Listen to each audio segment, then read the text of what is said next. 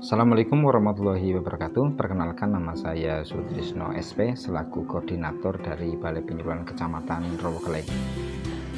Balai Penyuluhan Kecamatan Rowogelai merupakan salah satu BPP dari Kecamatan Kebumen yang mendapatkan kegiatan dari program Simrup. Salah satu kegiatannya adalah kegiatan penguatan BPP sebagai BPP Kostra Tani. Ada 5 fungsi utama sebagai BPP Kostra Tani. Fungsi yang pertama yaitu sebagai pusat data dan informatika. Jadi di Balai Penyuluhan Kecamatan Rowogelai kita juga ada kegiatan untuk menyajikan informasi data, mulai dari data tambah tanam dan tambah panen setiap hari, kemudian direkap menjadi laporan utama. Kemudian kita juga melakukan update data RDKK atau usulan pupuk bersubsidi melalui aplikasi Simluhtan di RDKK-nya. Kita juga ada pelaporan Sislohda atau sering disebut dengan sistem logistik daerah. Ini merupakan data ketersediaan komoditas pertanian yang ada di pasar. Kita juga ada laporan pelayanan informasi pasar atau PIP. Ini merupakan data harga baik tanaman pangan maupun tanaman hortikultura maupun perkebunan yang ada di tingkat petani sampai dengan tingkat pengepul atau padi di penggilingan. Selain itu kita juga memberikan penyuluhan pertanian melalui cyber extension. Kita juga punya aplikasi YouTube, kita juga menyebarkan informasi lewat YouTube. Kemudian kita juga punya Facebook dan Instagram. Jadi setiap kegiatan yang ada di Balai Penyuluhan kita informasikan lewat media sosial. Kemudian fungsi yang kedua adalah BPP sebagai pusat pembelajaran. Di Balai Penyuluhan Kecamatan Rowogelai juga kita melakukan kegiatan demplot. Salah satunya adalah demplot kegiatan SIMUP di 24 kelompok utama dan 8 kelompok satelit. Selain itu kita juga ada kegiatan sekolah lapang. Kemudian ada rembuk dan khusus tani maupun percontohan. Ini percontohan yang ada di lahan sekitar Balai Penyuluhan. Kemudian yang ketiga, kita BPP sebagai pusat pergerakan pembangunan pertanian.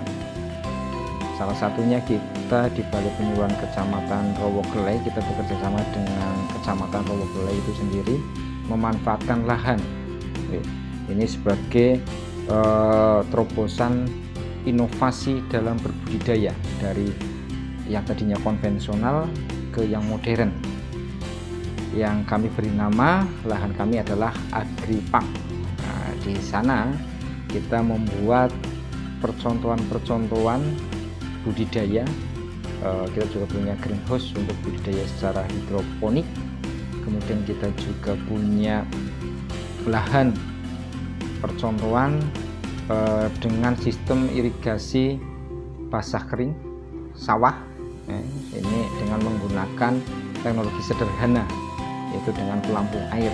Jadi nanti kedalaman tertentu nanti air akan mengalir sendiri, dan ketinggian tertentu nanti air akan berhenti untuk mengalir.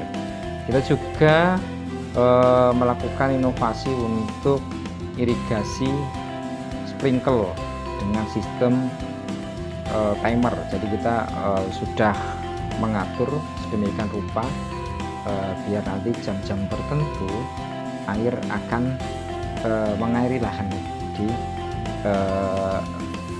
lahan kami, ya, khususnya untuk yang tanaman hortikultura.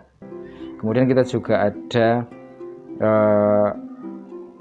drip irigasi, jadi kita nanti air ini langsung pada kelembaban tertentu dia akan mengalir. Kemudian fungsi yang keempat yaitu sebagai pusat konsultasi agribisnis. Kita juga membuka pintu seluas-luasnya dan selebar-lebarnya di Balai Penyuluhan petani untuk datang kemari. untuk mereka berkonsultasi baik dari budidaya, penyediaan sarana produksinya, kemudian dari segi kerjasama maupun dari segi pemasaran. Jadi kita melakukan konsultasi atau melayani konsultasi sesuai dengan kebutuhan petani, sesuai dengan permasalahan petani di lapangan. Selain konsultasi di Balai Penyuluhan, kita juga ke lapangan. Kita juga melakukan konsultasi di lapangan, dalam istilahnya jemput bola kita di sana, untuk memecahkan atau menyelesaikan masalah-masalah pertanian yang ada di lapangan. Kemudian fungsi yang kelima adalah sebagai pusat jejaring kemitraan. Kita di Balai Penyuluhan Kecamatan Rowokele, kita juga melaksanakan kegiatan untuk kunjungan antar desa. Nah, di sini adalah kita berbagi informasi desa yang tertinggal, berkunjung ke desa yang lebih maju untuk bisa minimal kerjasama terkait dengan teknologi yang diterapkan. Setelah itu kita juga ada kegiatan forum berbagi. Jadi petani yang sudah maju, petani yang sudah menerapkan teknologi akan berbagi dengan petani yang belum menerapkan teknologi. Nah, di sini juga nanti akan ada kerjasama, ya, baik secara ilmu maupun nanti secara pelaksanaan di lapangan. Kita juga ada kegiatan temu usaha di kegiatan Simur, ya. Kita juga mendatangkan para pelaku usaha yang sudah sangat ahli di bidangnya untuk memberikan informasi baik itu pasar, kerjasama, permodalan maupun teknologinya dengan petani, dengan harapan mereka bisa menjalin kerjasama. Kemudian kita juga ada pendampingan kelembagaan ekonomi petani untuk bekerjasama dengan pihak lain. Jadi salah satu di kami adalah KET Makaryosari. Kita arahkan untuk bekerja sama dengan badan usaha milik daerah. Di sini adalah bekerja sama dengan PT Aneka Usaha Kebumen Jaya dalam hal pemasaran beras premium. Nah, ini harapan-harapan kami ke depan.